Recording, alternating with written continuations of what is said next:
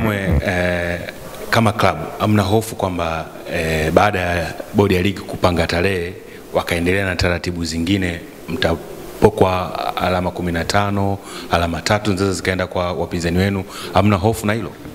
Yes. Kwanza kwenye issue za taratibu hapa, nimepokea message nyingi hapa, of course waandishi wengi walikuwa wanakuja hapa kuuliza, wanachama wetu wanauliza sasa tiketi zitaanza kuuzwa. Nimeona pia na watani zetu na wao wametumia kichaka hicho na wao kufanya ule utani wa jadi kwamba watu waanze kutangaza tiketi.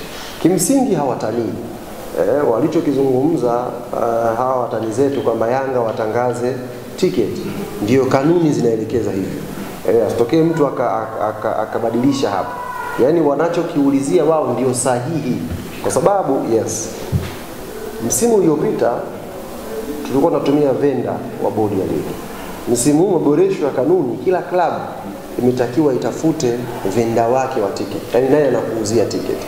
Kwa hiyo klabu zinachagua, mimi nitauziwa na kampuni hii kwa mfumo huu, mimi nitauziwa na kampuni hii kwa mfumo huu. Maana yake uuzaji wa tiketi, mpangilio wa kupata tiketi na kwenda viwanjani umerudishwa kwenye mamlaka ya vilabu kwa kanuni ambazo zinafanya kazi sasa hivi. Sasa basi, sisi Yanga baada ya kufikia kanuni tuliendelea kufanya kazi na NCAD. Tulifanya tathmini yetu, wametuhudumia kwenye matukio yetu, wametuhudumia sahihi. Kwa hiyo hakuna sababu ya sisi kuwakacha. Kwa hiyo tukawaandikia NCAD, tukaendelea kufanya nao kazi. Kwa hiyo hata mechi hii tiketi zake ziko chini ya Yanga kwa kupitia NCAD. Sasa NCAD hawezi kuweka tiketi kwenye mfumo kama Yanga hatujasema tiketi kwenye mfumo. Hawezi kutangaza vituo vya kuuzia tiketi kama Yanga hatujasema vituo ni hivi. Hiyo ni kwa mujibu wa kanuni, sio kwa mujibu wangu mimi au nini, ni kwa mujibu wa kanuni.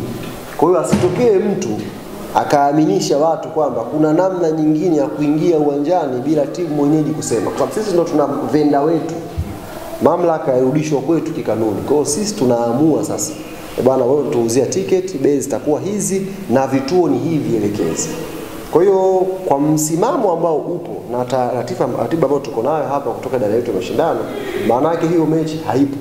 Kama haipo, maana yake hakuna mahala tiketi za Kariakoo Derby zitauzwa.